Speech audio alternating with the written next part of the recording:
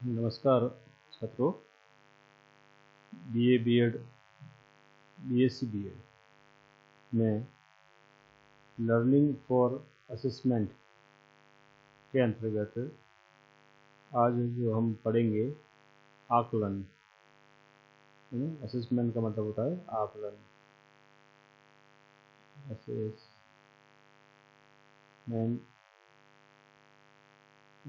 आकलन।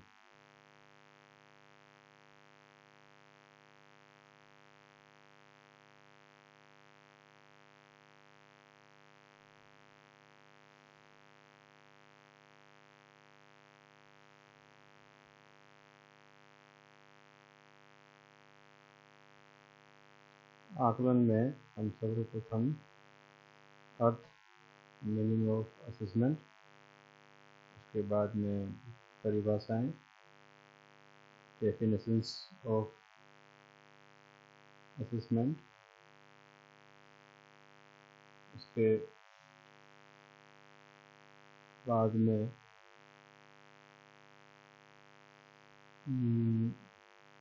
विषय वस्तु, आकलन की कौन सी विषय वस्तु होती है, विषय वस्तु, फिर उसके उद्देश्य,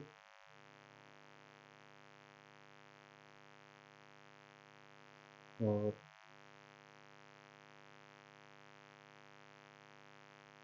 आकलन कैसे निश्चित करेंगे इसके बारे में अपन पढ़ेंगे। आकलन की निश्चितता।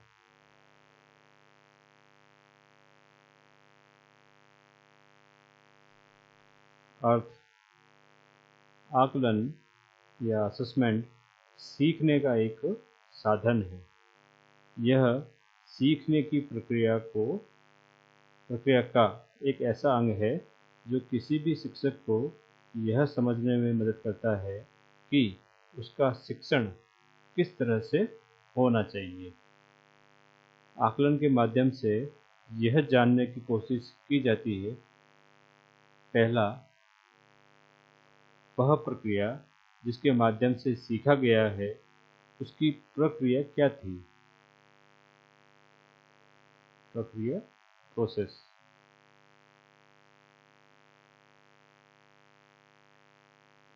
दूसरा, क्रिया को सीखने का तरीका। क्रिया किस तरह से की गई है, तो क्रिया करने से पहले, क्रिया करने के दौरान और क्रिया करने के पश्चात। तो इसमें अंतर्गत आएगा क्रिया करने से पहले क्या था, क्रिया करने के दौरान क्या अपन ने करा, और पश्चात मतलब अंत में या बाद में क्या किया। तीसरा, विद्यार्थियों ने क्या सीखा है, उसका परिणाम क्या रहा है। क्या सीखा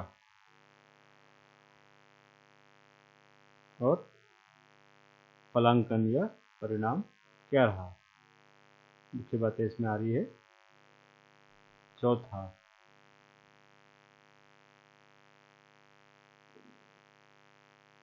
विद्यार्थियों को सुधार के लिए कौन कौन से उपाय किए गए। तो यहाँ पर उपाय भी या सुझाव भी अंत में आ सकते हैं। अगला जो है इसमें बीच में और एक आ रहा है, पद सोपान चरण भी होते हैं। तो अपन यहाँ पर पद चरण सोपान की बात भी कर लेते हैं। पहला, दूसरा, तीसरा परिभाषा है, चौथा विषय वस्तु, पांचवा उद्देश्य, छठवां निश्चितता। पद व चरण। आकलन क्रिया के निम्नलिखित पद व चरण हैं। मुख्यतः इसके भी तीन ही हैं। प्रक्रिया के दौरान देखना है कि क्या सीख रहा है। जब आकलन का प्रोसेस होता है उसके दौरान पता होना चाहिए हमें कि वह क्या सीख रहा है।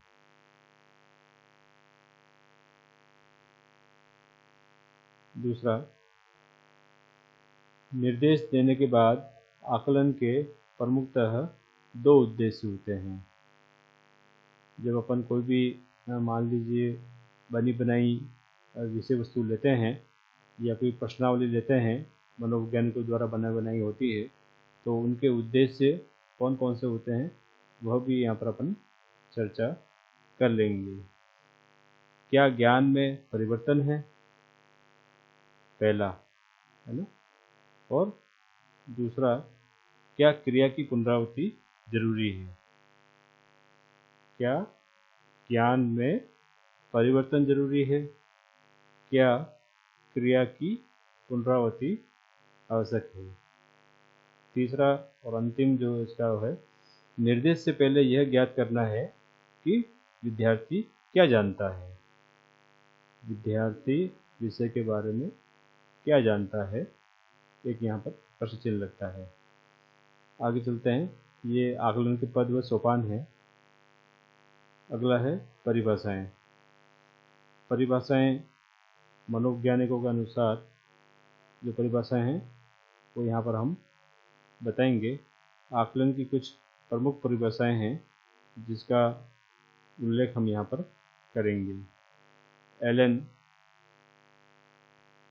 ने 2004 में कहा के अनुसार आकलन कार्यक्रमों को परिमार्जित तथा विद्यार्थियों के अधिगम में सुधार लाने के लिए विद्यार्थियों के अधिगम पर अनुभवजन्य का आंकड़ों का उपयोग सम्मिलित करता है। कितनी अच्छी बात बोल रही है एलन महोदय ने। इन्होंने कहा है कि भाई जब आकलन करते हैं तो उसमें कई प्रकार के सीखने से संबंधित बात आती है।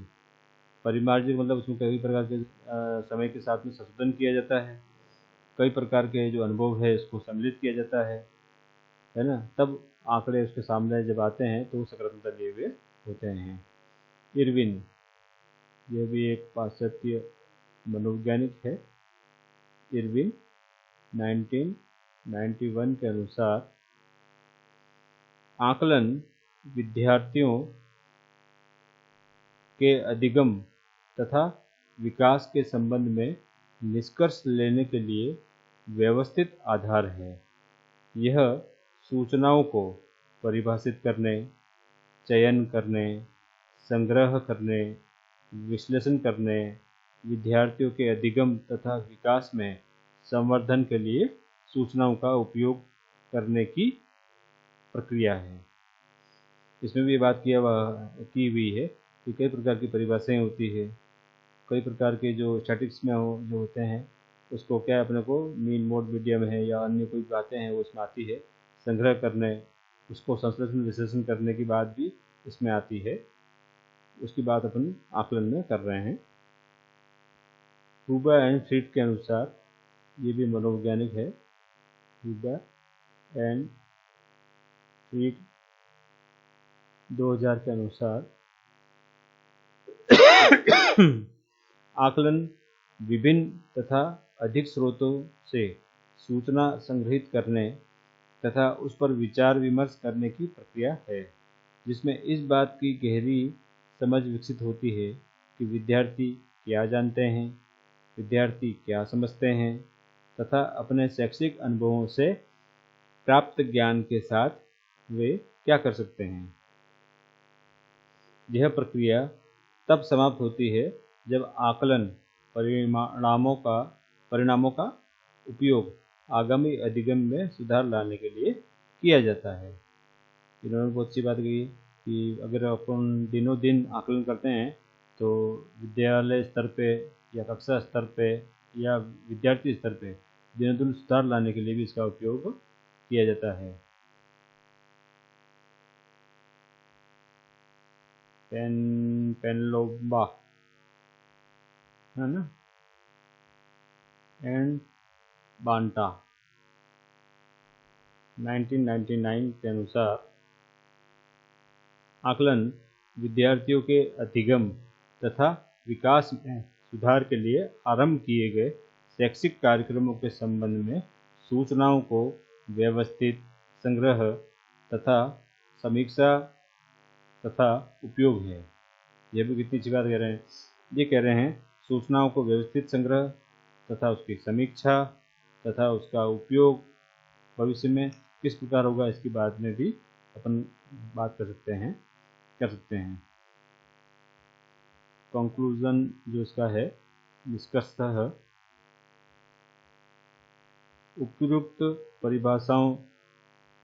परिभाषाओं के आधार पर हम यह कह सकते हैं कि आकलन एक बृहद अवधारणा है जो विद्यालयी शिक्षा में एक तंत्र के रूप में परिलक्षित होती है, जिसके अंतर्गत मापन व मूल्यांकन जैसी अवधारणाएं चिन्हित होती है। आकलन मुख्य रूप से एक ऐसी प्रक्रिया है जिसके अंतर्गत विद्यार्थियों के अधिगम व विकास संबंधी सूचनाएं और आंकड़े व्यवस्थित रूप से संग्रहित किए जाते हैं। इन सूचनाओं को इकट्ठा करके विद्यार्थियों के सभी प्रकार के गुणों को उभारा जाता है और उनके सर्वांगीण गुणों की ओर विशेष ध्यान दिया जाता है। अब हम इससे आगे चलते हैं और विषय वस्तु की बात करते हैं। तो अगला जो अपन बात कर लेते हैं, विषय वस्तु आकलन की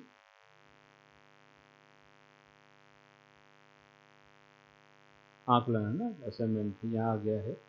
विषय वस्तु जो आपका चौथा जो भाग है, चौथा भाग नहीं है, चौथा आपका बिंदु है। फिर उसके बाद में उद्देश्य पर अपन बात कर लेते हैं और अंत में इसमें बात कर लेंगे विषय वस्तु। आकलन की विषय वस्तु व्यक्ति का ज्ञान, कौशल, अभिवृत्ति और व्यवहार है। मुख्य रूप से ज्ञान, ये अगर आपने परीक्षा प्रश्न पत्र में जो थर्ड में BA BSc थर्ड ईयर में जब आप पढ़ रहे होंगे तो उसमें जब आपने लेसन प्लान बनाए होंगे उस पर आधारित ही यहाँ पर ये बात आई है। ज्ञान, कौशल और अभिवृत्ति की बात करते हैं। इसके आधार पर ही वो क्या है, व्यक्ति या बालक का व्यवहार होता है। ये इसकी विषय वस्तु है। इस प्रकार कहा जा सकता है कि आकलन का संबंध सिर्फ छात्रों की बौद्धिक उपलब्धि न होकर उसके संपूर्ण व्यक्तित्व से है, पर्सनालिटी से है। छात्र के व्यक्तित्व के निम्नलिखित प्रमुख पक्ष आकलन के क्षेत्र में आते हैं। वे है सूचना, छात्र की त्रुटियां,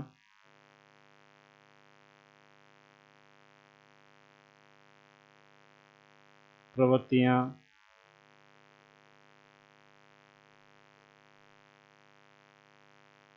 मूल्य, ज्ञान, जो यहाँ पर अपन बात कर चुके हैं, ज्ञान, बोध,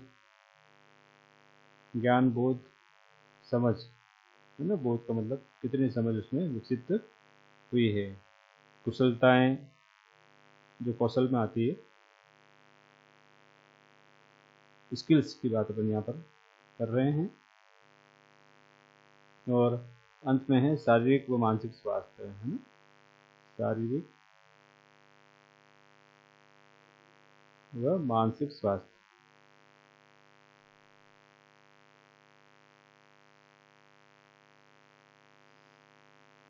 सूचना कौन कौन सी जो उनकी कमियां हैं, अच्छी बात है, उस सूचनाओं को माध्यम से इकट्ठा की जाती है।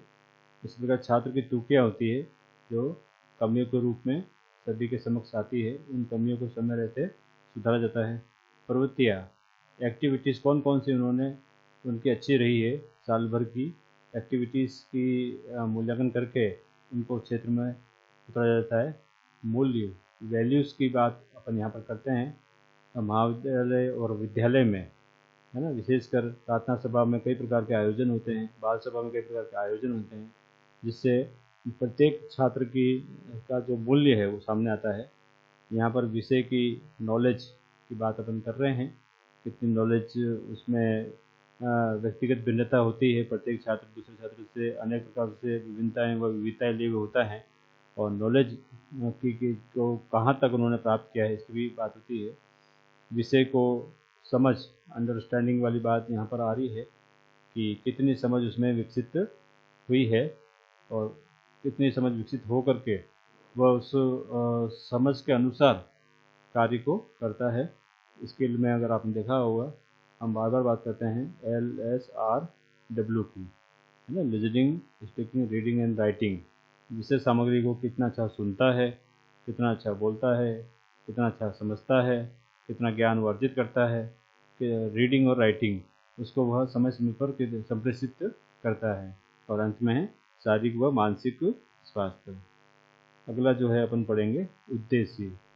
शिक्षा के क्षेत्र में आकलन के कई प्रकार के उद्देश्य होते हैं, परंतु हम यहाँ पर मुख्य जो उद्देश्य है उस पर चर्चा करेंगे। Main objectives.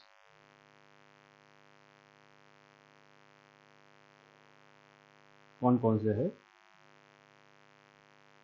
शिक्षा के क्षेत्र में आकलन के मुख्य जो है ऑब्जेक्टिव्स वो निम्नलिखित है। पहला, आकलन में छात्रों की शैक्षिक उपलब्धियों तथा व्यवहार का आकलन करना और उन्हें पृष्ठपोषण देना। शैक्षिक उपलब्धियां,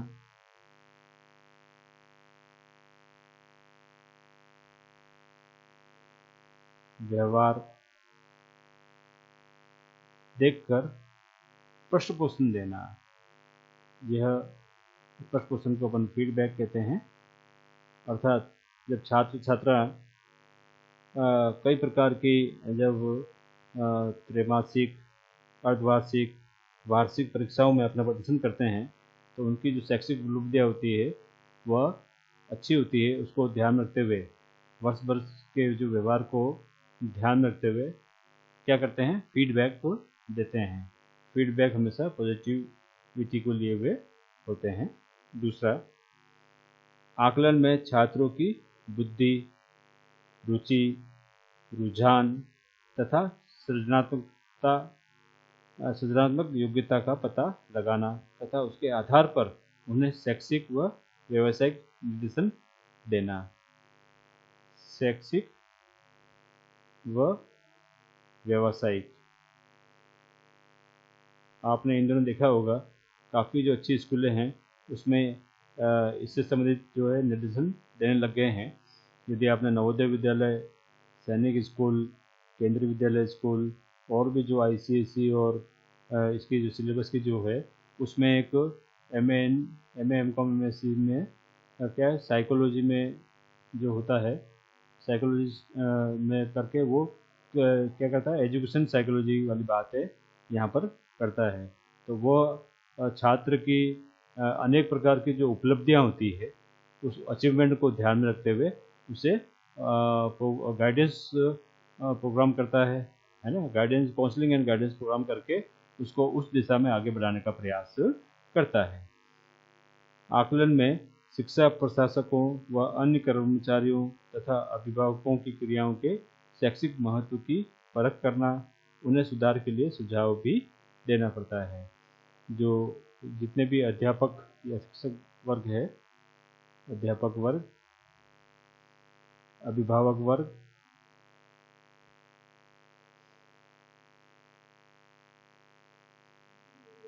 और कर्मचारी वर्ग, ये जो तीन जो वर्ग है इनको क्या करते हैं कि किस प्रकार उस विद्यालय को प्रगति की ओर ले जाना है, समय रहते उनको सकारात्मकता लिए हुए सुझाव देते हैं ताकि विद्यालय का दिनों दिन उन्नति हो। इसमें भी आकलन का महत्वपूर्ण स्थान है।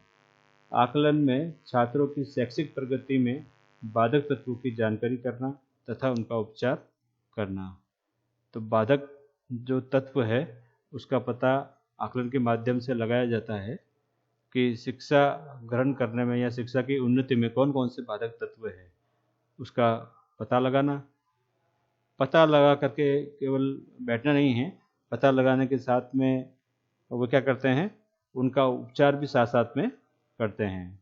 तो उपचार अथवा निदान वे सुझावात्मक करते रहते हैं।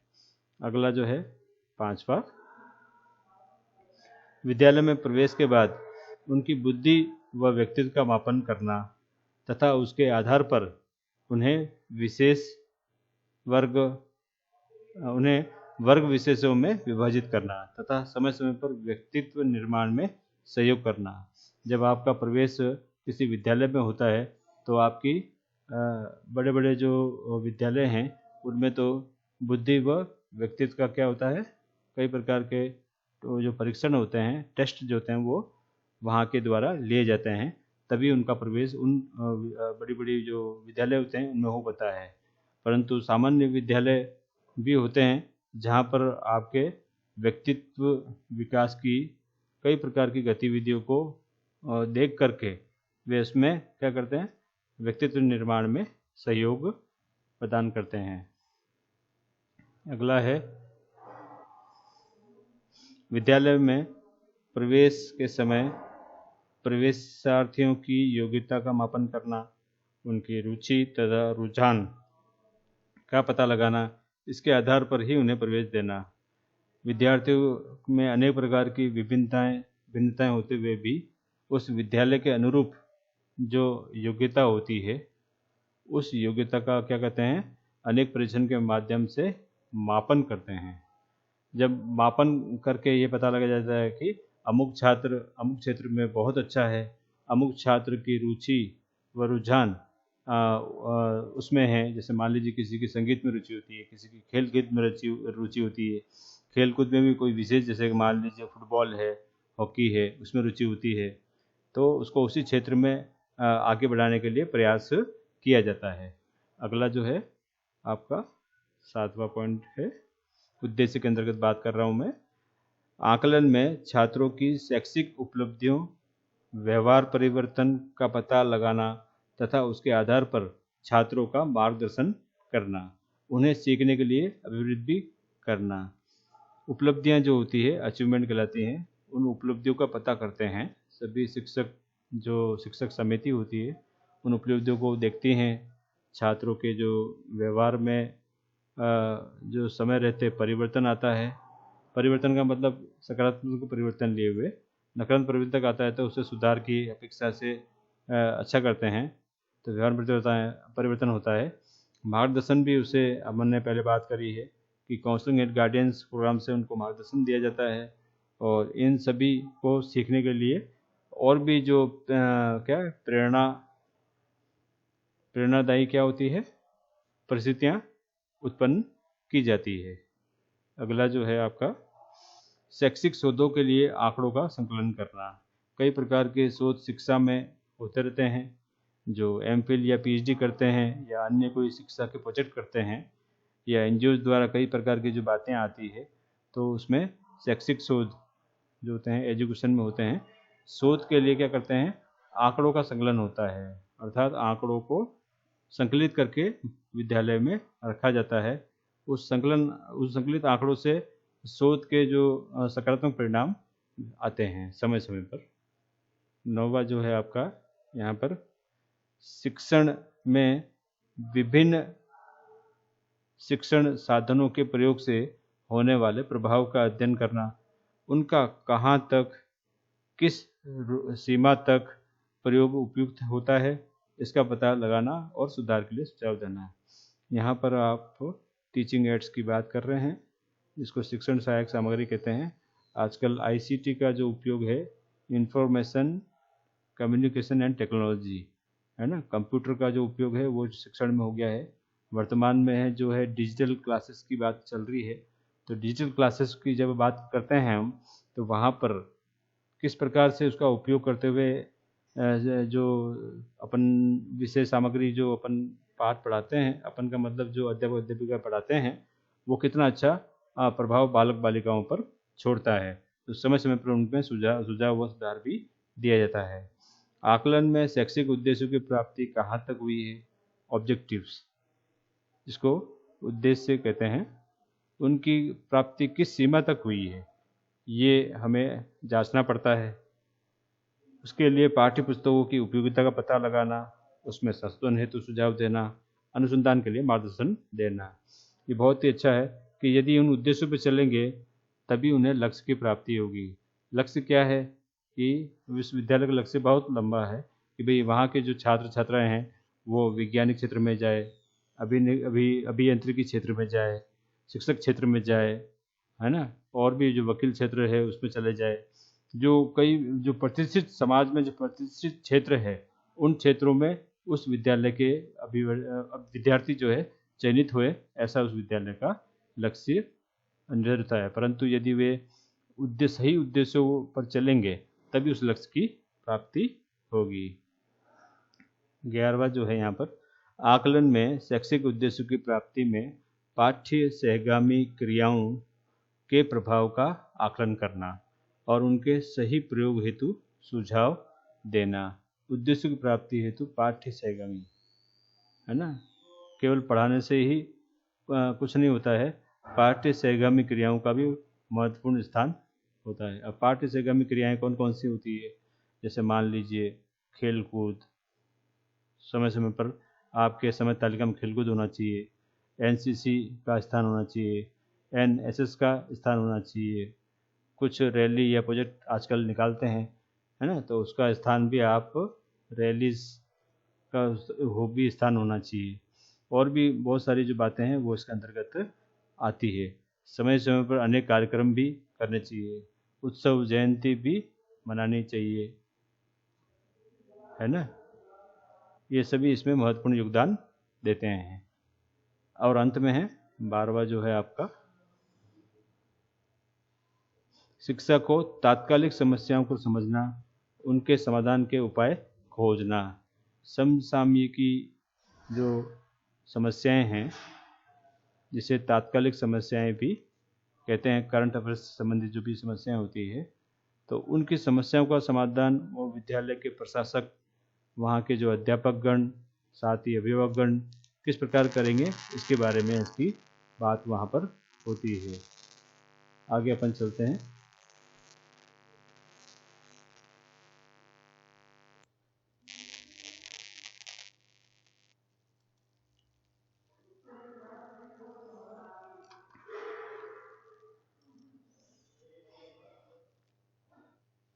आकलन,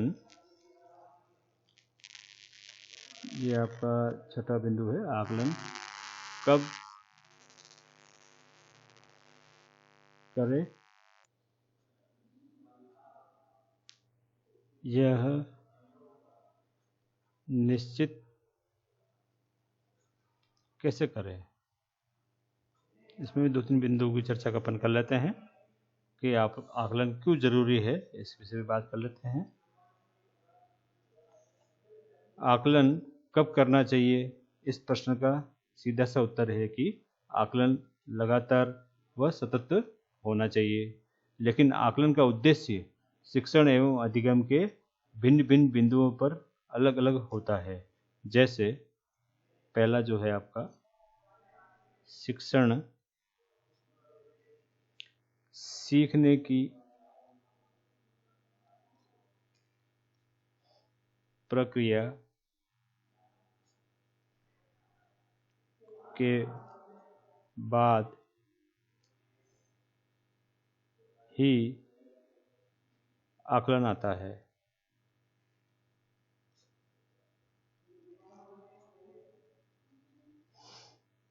इस अवधि में आकलन शिक्षण सीखने की प्रक्रिया पहले होने के बाद ही विशिष्ट समय पर किया जाता है।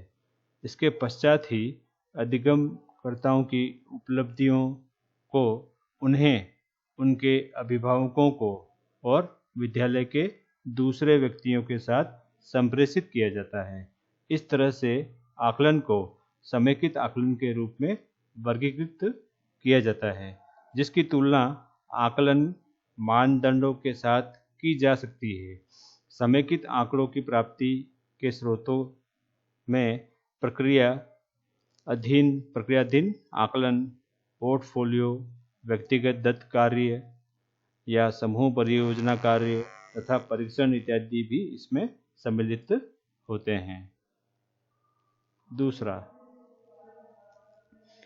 शिक्षण सीखने की प्रक्रिया से पूर्व आकलन।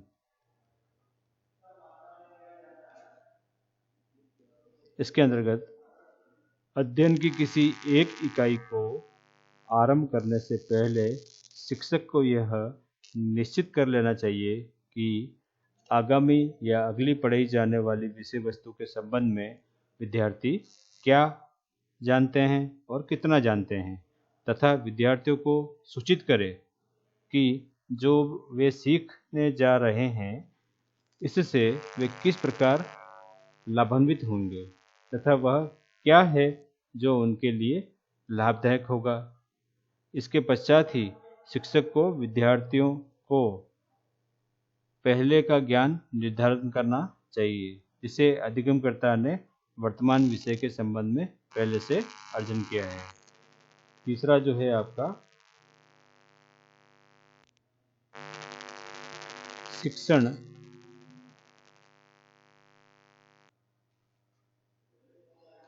सीखने की प्रक्रिया के दौरान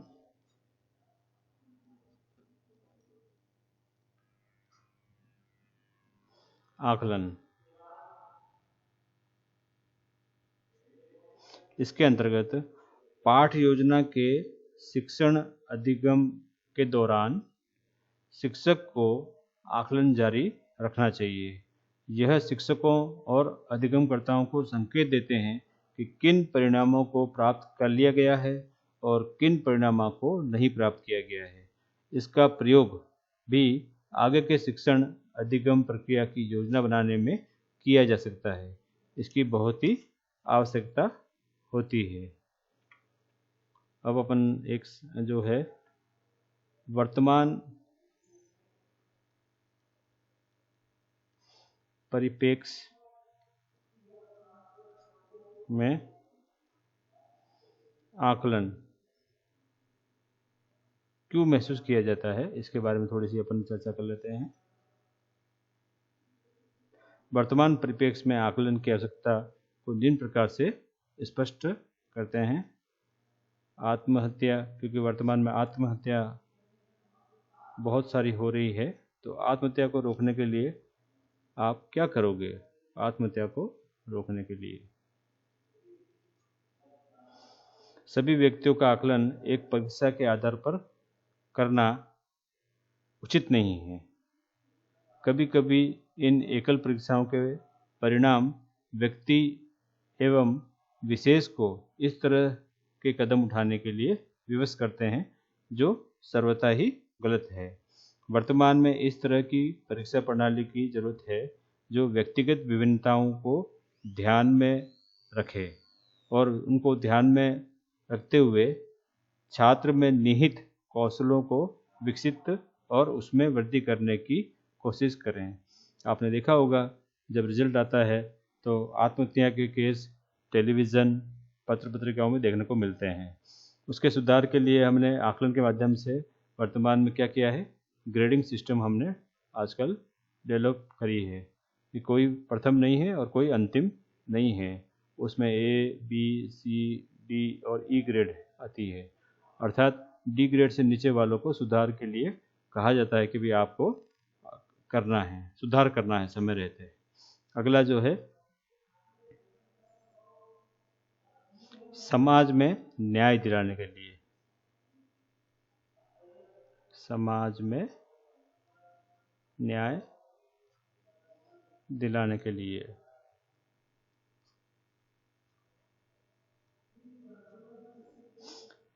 सामाजिक न्याय से अर्थ प्रत्येक व्यक्ति को समान अवसर मिलने चाहिए। और उसको समान अवसर मिलने से है, जैसे धर्म, जाति, रंग, भेद, भाषा इत्यादि किसी भी आधार पर भेदभाव उसके साथ में नहीं होना चाहिए। पहले से प्रचलित परीक्षा पद्धति इस कसौटी पर भी खरी नहीं उतरती है। सामाजिक न्याय का तकाजा है कि हमारे ग्रामीण एवं छोटे शहरों के निवासी भी राष्ट्र की आर्थिक एवं सामाजिक प्रगति में बराबर के सहयोगी बने एवं शिक्षा का उद्देश्य सिर्फ उपाधि प्रदान न होकर के आजीविका प्रदान करने में सक्षम हो, ताकि राष्ट्र में व्याप्त निर्धनता, बेरोजगारी को समाप्त किया जा सके। आपने देखा होगा कि हमारे देश के जो प्रधानमंत्री हैं श्री नरेंद्र जी मोदी, उन्होंने कौशल शिक्षा पर विशेष ध्यान दिया है कि आप में 10वीं 12वीं के बाद में कौशल शिक्षा होनी चाहिए। नई शिक्षा नीति में भी इस बात पर विशेष जोर दिया गया है, जो इन दिनों लोकसभा से पास होकर के समाज के सामने आई है, और साथ ही साथ उसमें कई प्रकार की जो बातें भी उसमें निहित है। इसमें ये संविधान में जो है ये बात देखी गई है कि सभी को समानता का अधिकार है, चाहे वो स्त्री हो पुरुष हो।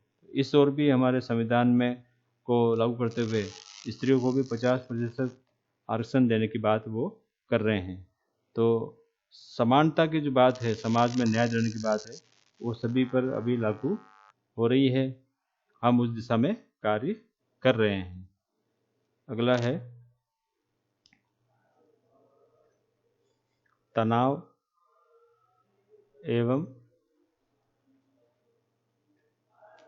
चिंता को कम करने के लिए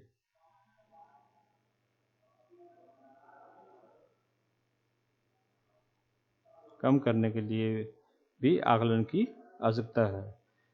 आंकड़े बताते हैं कि वर्तमान युग तनाव युक्त व चिंता युक्त हो गया है। प्रत्येक परिवार, चाहे वो निर्धन परिवार में हो, मध्यम वर्गीय परिवार में हो या उच्च कुल के परिवार में हो, वहाँ के जो विद्यार्थी है उसे तनाव होने लगा है। माता पिता है तो उसे भी तनाव होने लगा है।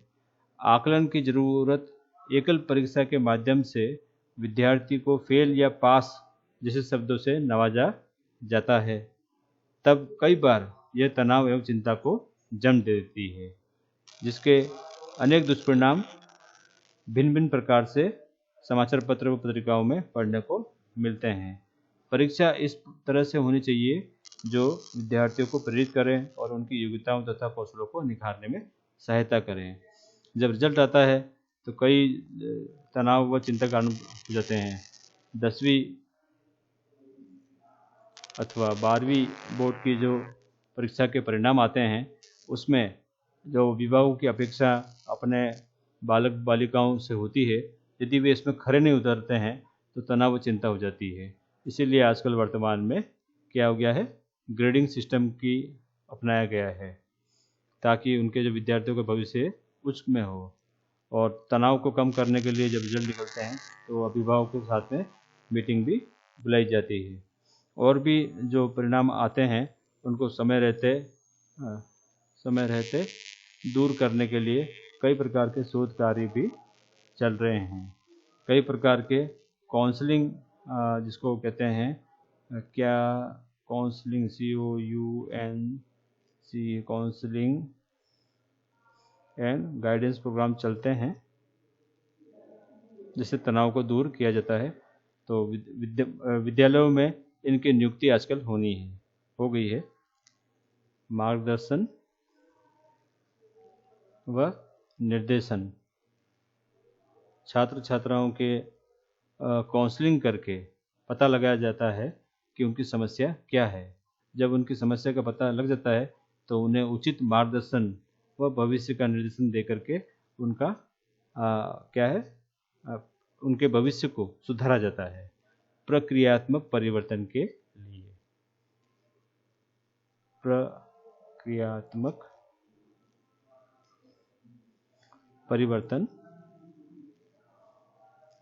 के लिए